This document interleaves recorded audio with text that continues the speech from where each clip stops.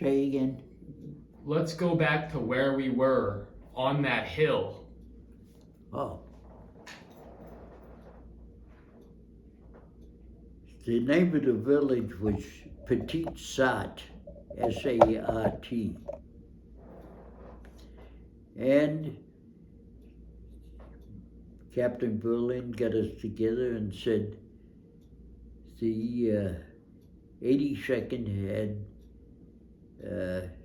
tried to attack the town, and they got pinned down by small arms fire, and then they got plastered with mortars.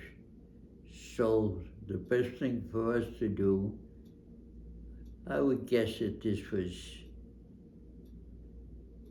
maybe 100 yards, maybe 150 yards from the top of the hill to Petit Sat. He said, run as fast as you can so that you don't get pinned down. So I was a track man. I was pretty fast. And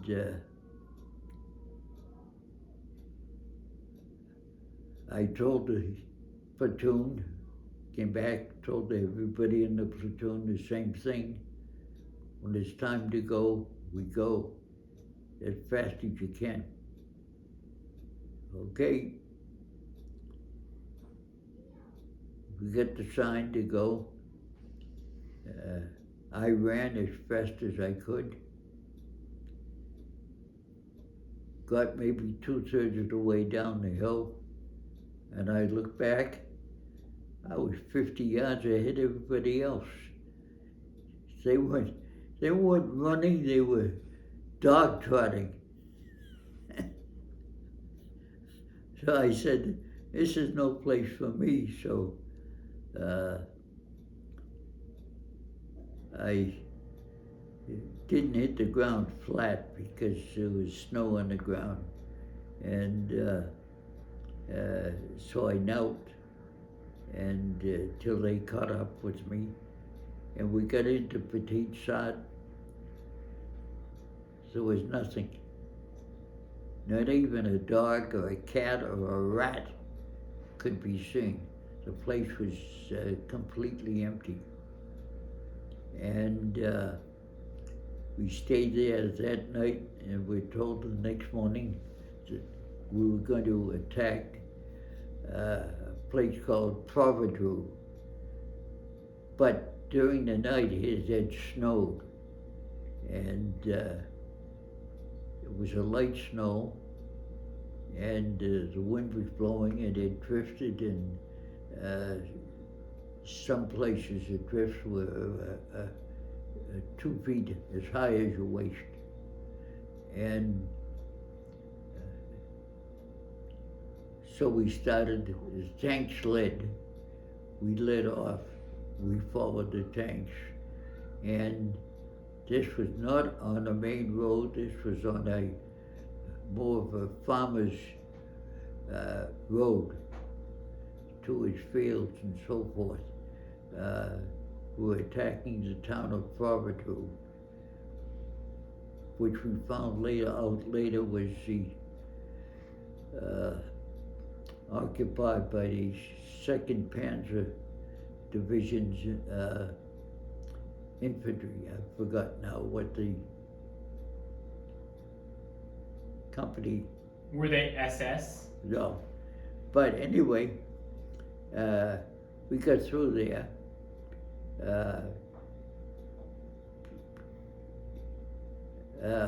We were sent off to the side.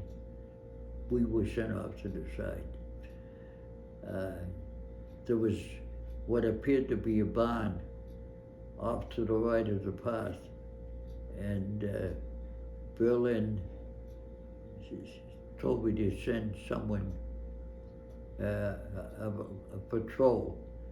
And I said, geez, I'm not gonna let those guys go by themselves. So I led the patrol, and it was a 2-sided barn. And then we got into Provideau, and the tanks, by this time it was dark, and the tanks were standing outside of the town, just firing their machine guns into the town.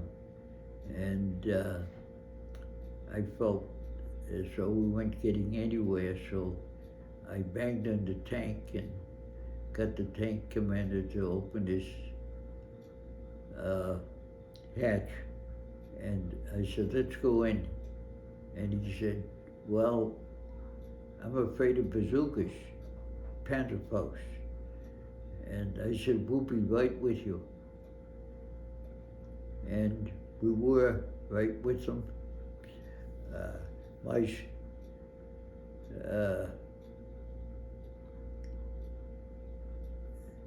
was leading one part of the platoon on the right, and somebody was reading on the left. I think it was Arthur Leos, but I'm not sure. And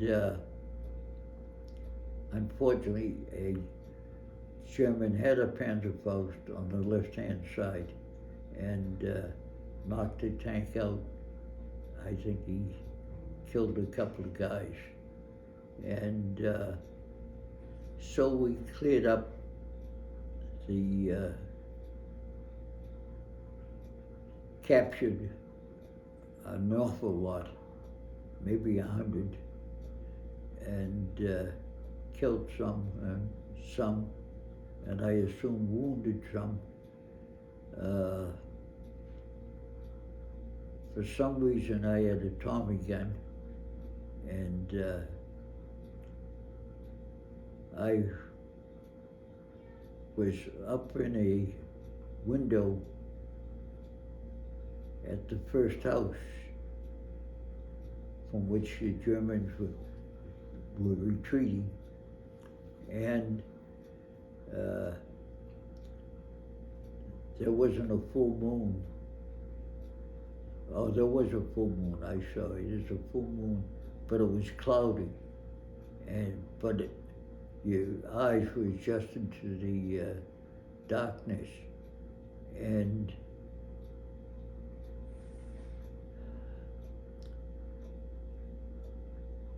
the Germans had set up a machine gun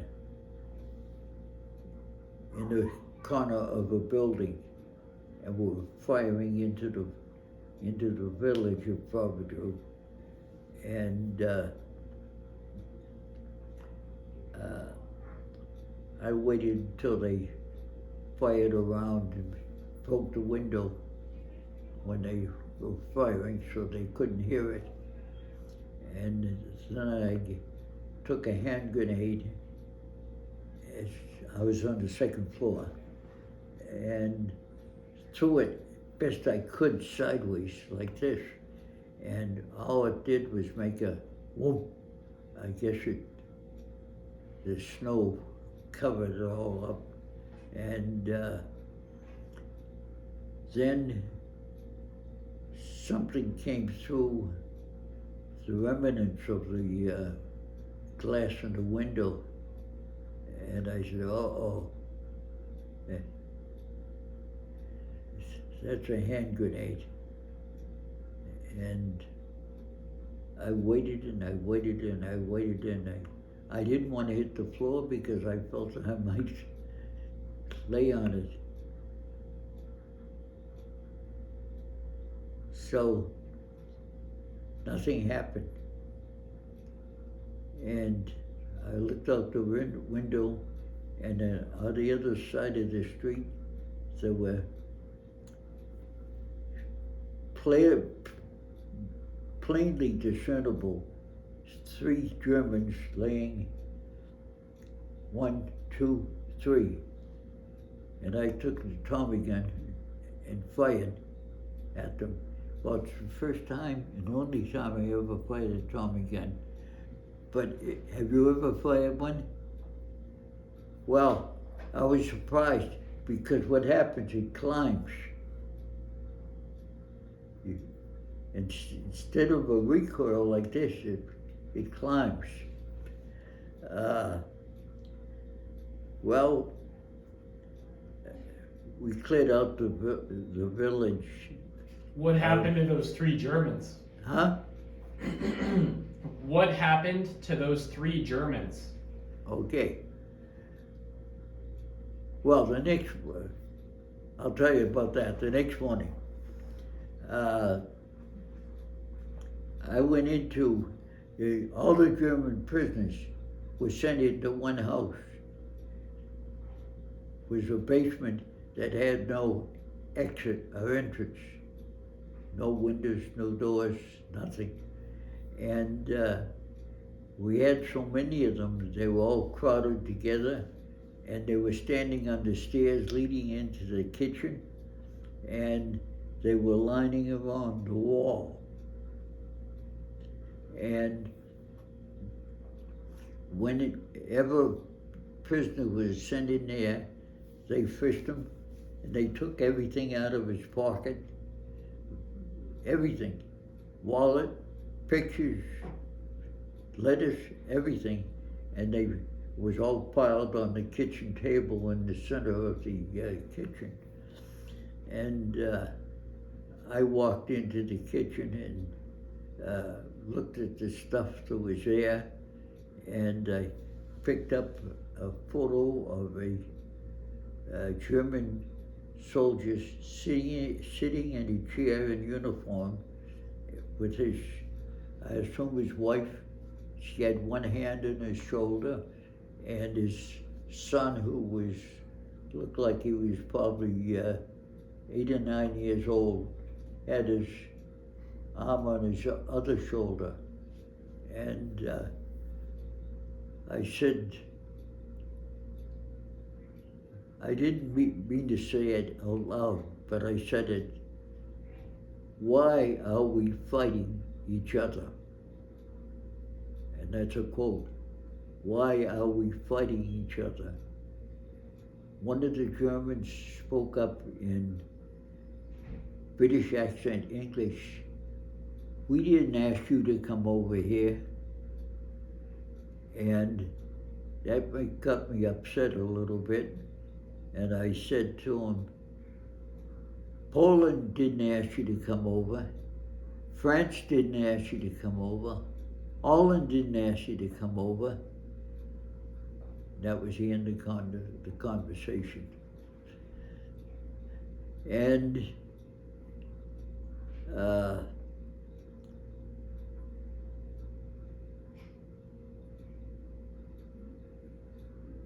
well, I fired at those 3 Germans, and the next morning I went over and to see the dead bodies, and they were lying in the snow, absolutely, completely discernible. And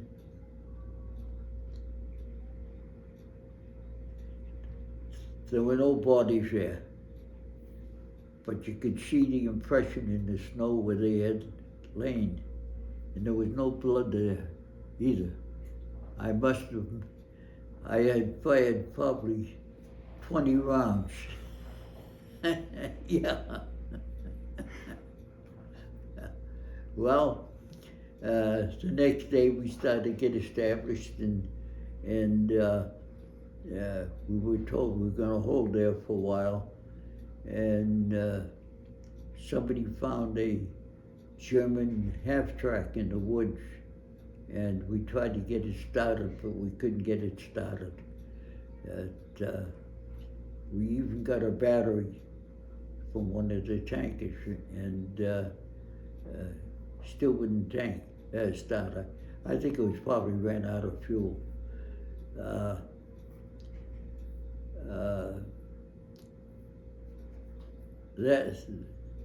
That day, I think it is the second day or third day, we were in Providence. It's the night, not the first day, but the second day after the night attack. we were in the kitchen of a farmhouse, and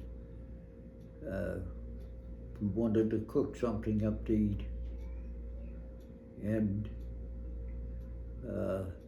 so he lit and wanted to be warm, so he lit a fire in the stove.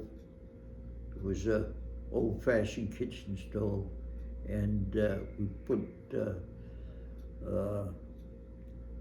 briquettes, coal briquettes in there, and got it going to keep us warm and to have a hot meal. Down in the cellar, we told them to go in the cellar with the owner and the wife of the owner of the house, because we didn't want them to get hurt if anything happened. Well, it did happen. A shell came in, a mortar round. This was around noontime, and when it didn't hurt anybody, but it was awfully loud, and we all went downstairs, well protected, and we waited, I don't know, 15 minutes or so, decided, well, then I gotta fire another one. So when we got upstairs to the kitchen ceiling was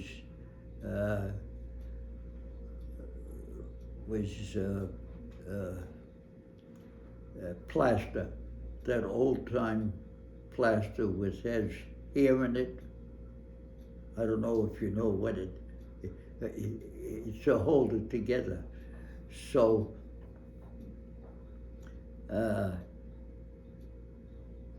the explosion had put a lot of dust and everything.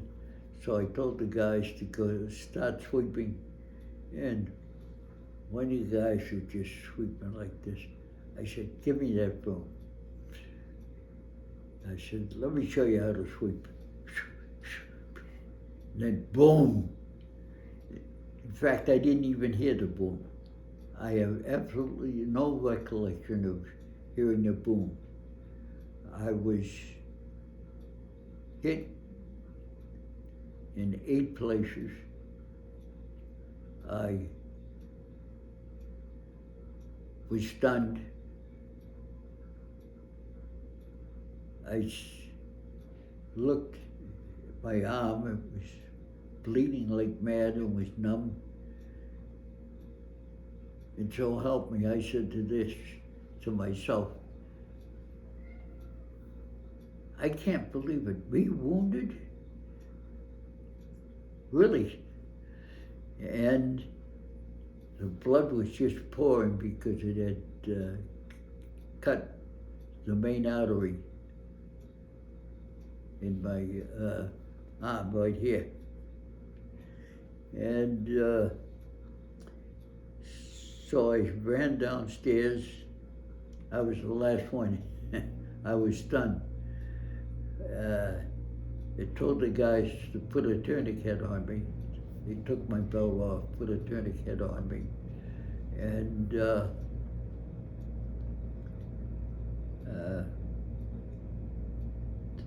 the medics came with a stretcher, and they wanted to carry me up the stairs. But first, I felt as though I was going to pass out, but I fought and I fought and I fought to keep conscious. And they took the belt off and put another, a regular tourniquet on, and they were going to carry me up the stairs on a stretcher. The stairs were narrow and very steep. And I said, oh no, you're not. You guys might drop me. So I said, I can walk up, and I walked up and got on the stretcher, and they brought me to the aid station and gave me a shot of something, and Mike Lucas was wounded, and so was Whitey was wounded. Were any other guys hit? But big pardon? Were any other guys hit by that round? Oh yeah, there were only 3 of us were wounded. Okay. Yeah, there were quite a. Oh, I'm sorry. Oh, you're okay. Quite a bunch of people in there.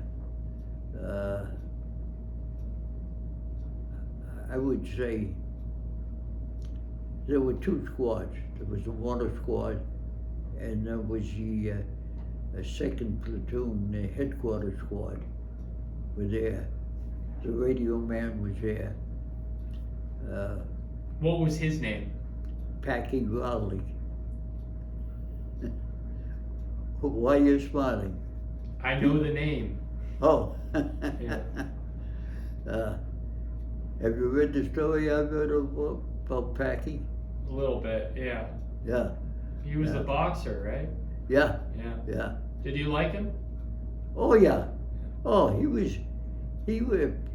Packy was about 35, and he said he owned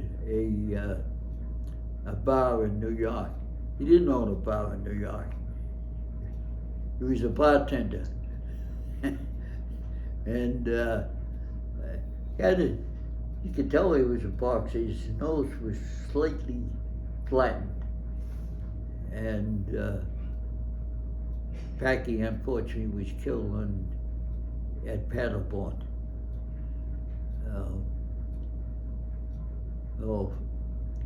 Well, anyway. What were some of the names of the other guys in the headquarters squad? Packy.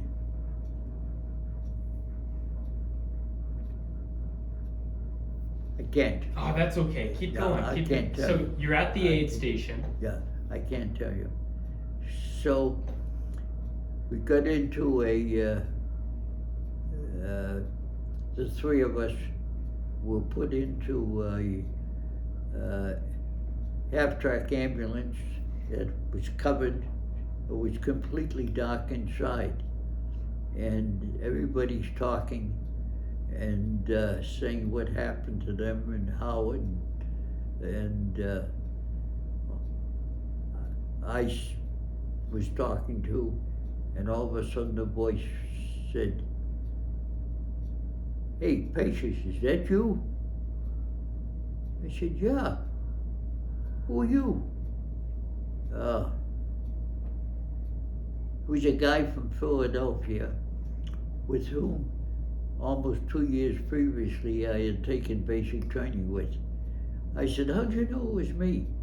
He says, "I recognize your Boston accent." What was his name? Oh, he had a Polish name. I can't. Was he in the 36th? Yes. Oh, yeah. Yeah. But- Oh, he was with the headquarters company of the 1st Battalion and operated on an 81 millimeter mortar. Was his name Griska? Or Walter Griska? Huh? Griska? Or No? Let me see. Maybe I can pull out the list for you. You said he was from Philly. You said he was a Philadelphia boy. Oh, you know how many guys from Philadelphia? Well, there can't be that many. Oh, I can't read that. Oh, that's okay. That's okay. My eyesight isn't good either. This is 1st Battalion headquarters. Let's see if we can find. quite sure his name ended, he was a ski. He was Polish.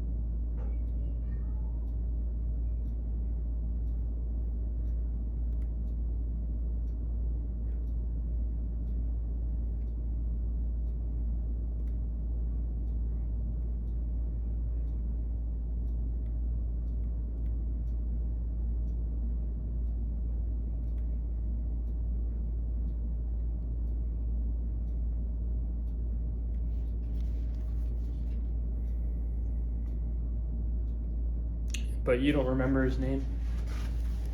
That's okay. All right. So keep going. You're in the half track. Yeah. And they unloaded me on a stretcher and brought everyone, I assume, to a place that looked like a gym. And because it was big, wide, open space in the building, and laid the stretcher on the floor, and I was hungry. I hadn't had anything since breakfast, and this time it was dark, and there was I guess it was a Red Cross worker. She was talking to everyone, going to everyone, and anything I can do for you? I said, yeah, I'm starving. And she said, I'll get you a sandwich. I said, I was wounded in both arms. So I told her I can't handle a sandwich. She said, I'll handle it for you. So she fed me the sandwich. That was called a receiving station, where they decide where you're going, how bad you are wounded, and so forth. So I got they put me on the train. It was a box car with straps hanging down, so that they put the handles of the stretcher in, and you were, I don't know how many deep we were, and I was tired, but every hour, every 2 hours, something like that, they woke me up to give me a shot of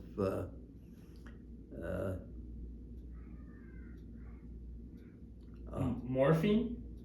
No.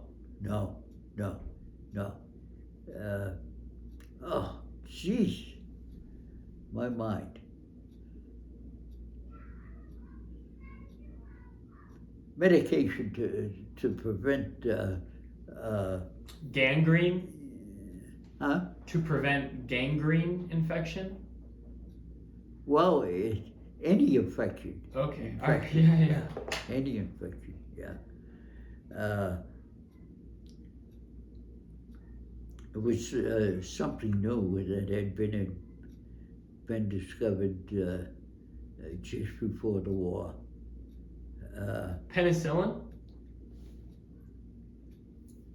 You get it.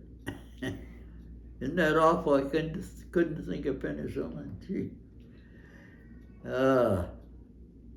And I ended up in a hospital in Paris in a ward that were quite a few people. Yeah, I don't know, 40, 50 people, patients. And there was an old guy next to me. He didn't seem to be hurt or anything, but he was a GI. And he got to talking with me, and he said he would write a letter to my wife. And I said, okay, that's fine. And he had her name. I gave him her name, address, and I said, the first thing you want to say is, I'm in one piece. I'm in one piece. Nothing's missing.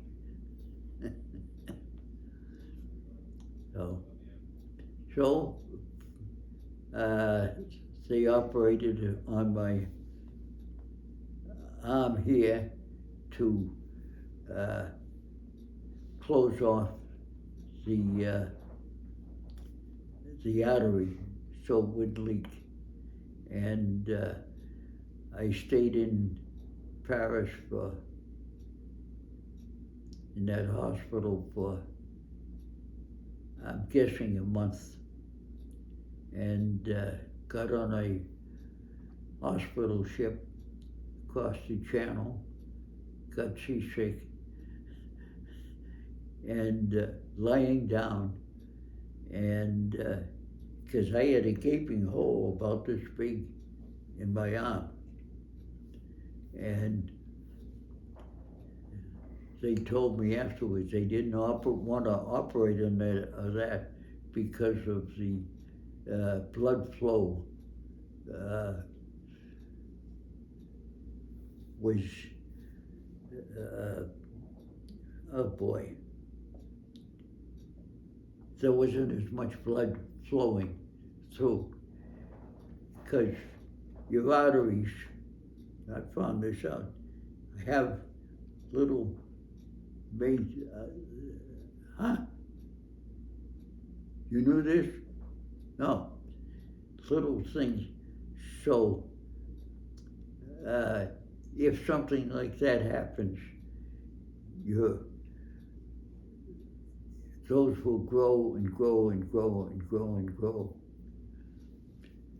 So they didn't want to operate on it because of to close that, because of the absence of a good blood flow. So I got to England and stayed in the hospital probably a couple of weeks, and then they sewed that by pulling the skin together and sewing it over the wound. And then I stayed in that hospital maybe a month. And what time is it? 5. 5? Yep. Yeah. Okay.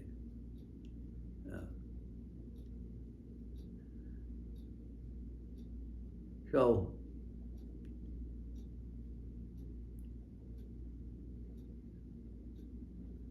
anyway. Well, no, keep going. You stayed in that hospital about a month.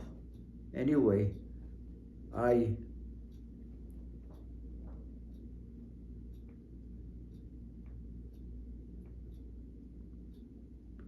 decided that they decided that I was healed enough to go to a rehab camp. And I went to the rehab camp, and they had every Saturday, every patient at the rehab center was classified. They had A, B, C, D, E. A was you're fit for service for full duty. E is, nah, just hang around. And I moved up to D, from E to D. And while I was there, I happened to run into Mike Lucas, because after he recovered from his wounds, he was, yeah. But I said, we got to get together, Mike. He said, no, he says, I'm leaving tomorrow.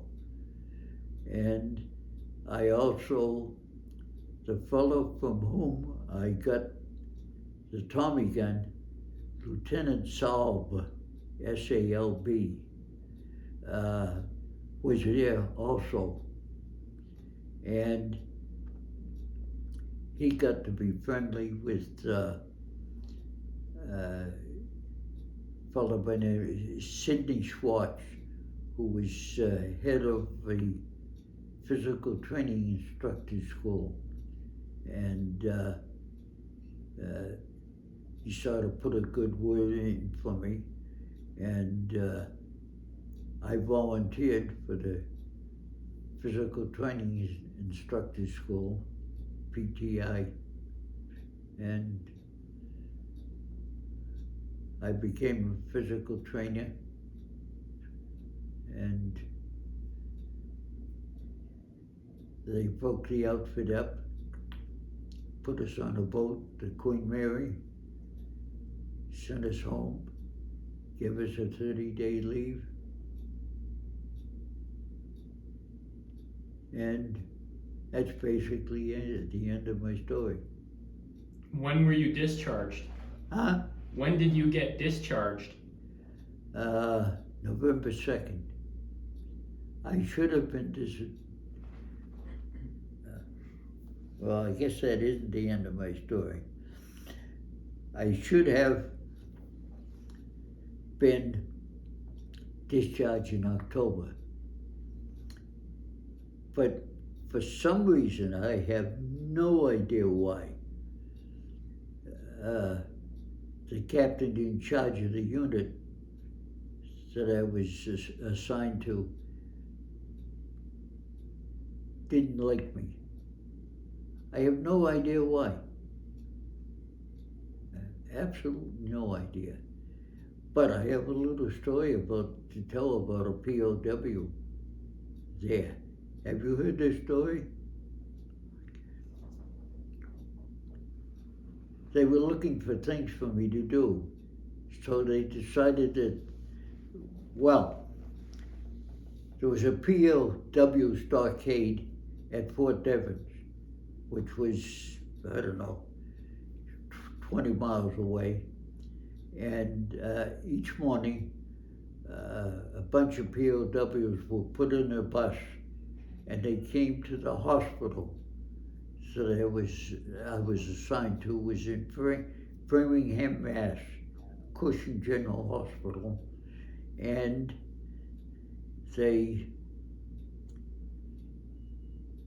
I was supposed to act as interpreter. And these guys had things to do, like somebody had to mow the lawn and somebody shovel the whatever and push a broom. And I could hardly speak German. All I could speak is kommen Sie raus mit den hands hoch. Come out with your hands up. Was about all I could say. And I found this German soldier who was about my age, who had been born in Germany, and his father and daughters emigrated to the United States and in Chicago, and he went to school just like every other kid did. Of course, he spoke German at home, but he spoke perfect English, perfect American English. And he was my interpreter. I'd say Hans, his name was Hans. We need two fellows to sweep the sidewalk.